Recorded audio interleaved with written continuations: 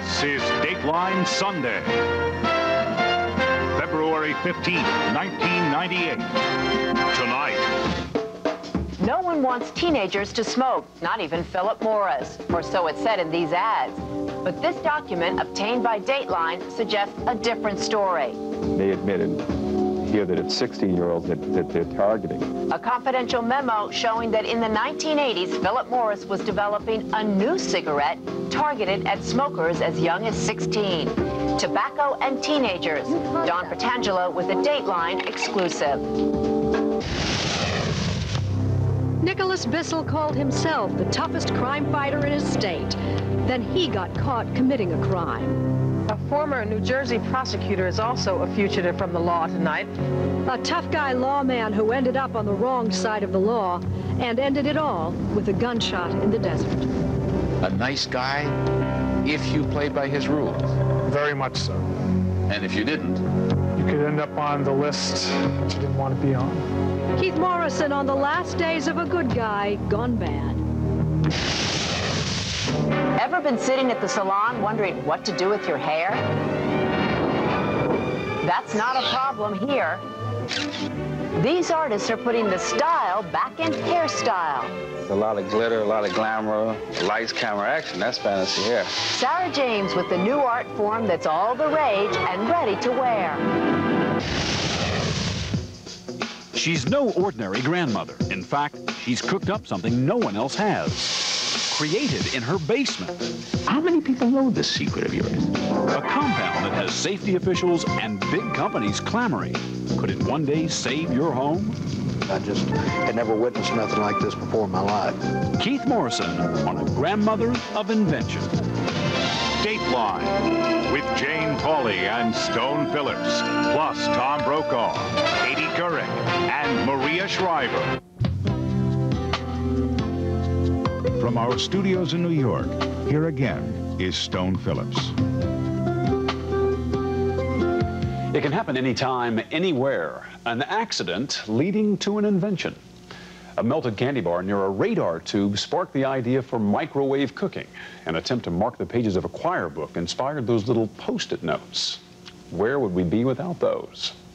Well, tonight, you're going to meet an accidental inventor who's hoping her creation will mean something to us all. Greater safety for our homes and for our families. Here's Keith Morrison.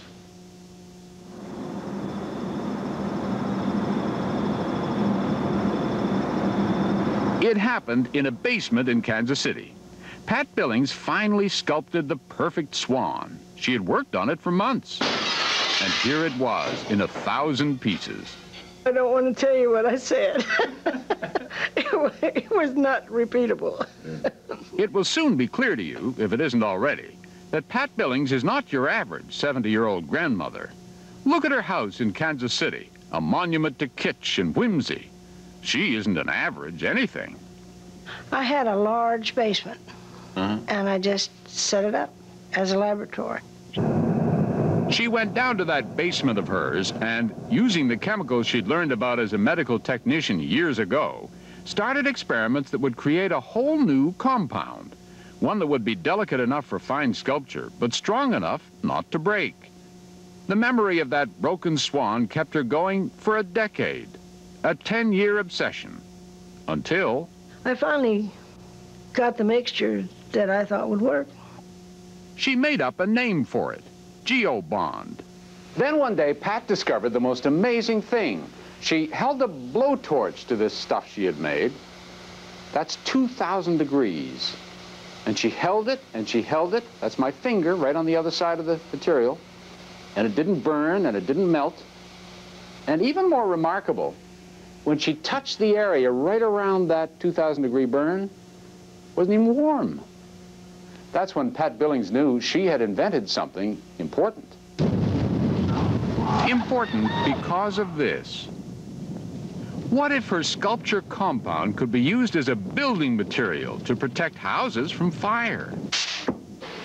She sent Geobond samples to a respected physicist in San Diego, Dr. Heinz Poppendiek, who put them through a battery of tests, even blasting it with 6,000 degree heat for 30 seconds.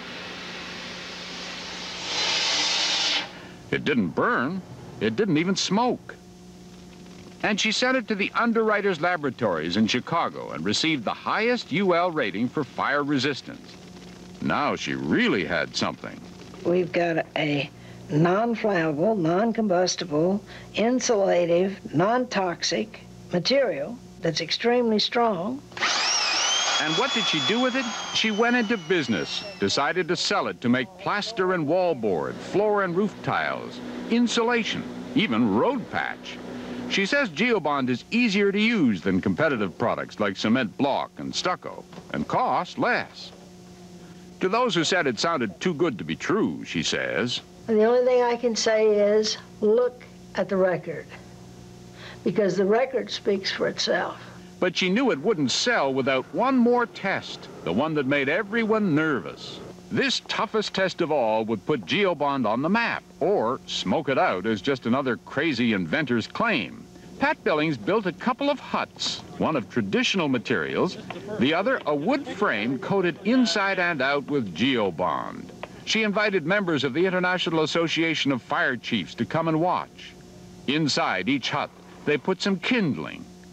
Kansas City fire investigator Gary Dull doused it all with kerosene and gasoline. When I got there and first met Miss Billings, she said, Gary, she said, let me show you this. She said, this material won't burn. And I just thought in the back of my mind, yeah, right.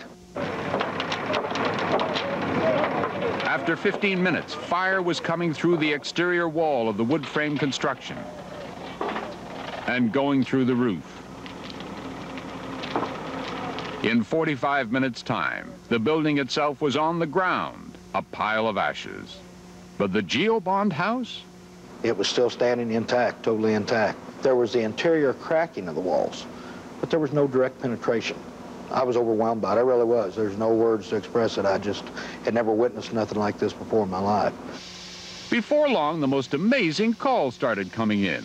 The Air Force asked for samples of Geobond, which it's testing for use on rocket launching pads. An Air Force scientist told the Navy, which is looking for a new material for the decks of aircraft carriers. In Kansas, a division of the Sprint Corporation has used it to fireproof communication wires. Universal Studios is exploring Geobond for the firewall in its backdraft attraction. Big companies started snooping around. They and we wanted to know, what's it made of? We knew it was mostly gypsum and cement, but what else? What are those chemicals that make the compound work? I can tell you one. Yeah? Water. She doesn't give her secret recipe to anybody. Wouldn't even let us into the locked room where she keeps it. So determined is she that while she's applied for patents for Geobond products, she won't apply for one for that mysterious formula, she says, because that would force her to reveal what's in it. Here's something that you haven't seen yet. Instead, she travels the country talking up Geobond to any and all who will listen. And this is totally fireproof. It absolutely will not burn. And takes calls from those curious big companies. How much did they offer you? Well, we had one offer of $20 million and one was raised to 25. Why didn't you take it? We don't think it's enough. Well, then tell me this. How much do you think it's worth right now? He's going to get a number out of me one way or another. $100 million plus a royalty. Whole unit. But she insists it isn't greed. She says at her age she couldn't spend it all anyway. She wants to stick around long enough to see people building their houses with materials that won't let this happen. You know what is so devastating about fires? It takes away your memories. You have pictures and you have movie stubs or whatever you keep. And a fire just absolutely destroys all of that. If they're going to say, if they remember Pat Billings, then, yeah, she's the one that made that fireproof material. And once that's done, she says, maybe she can finally finish that swan. It should be noted that while Geobond can prevent structural damage during a fire, it won't protect everything. A smoke detector is still needed for early warning because furnishings could still burn or give off deadly fumes.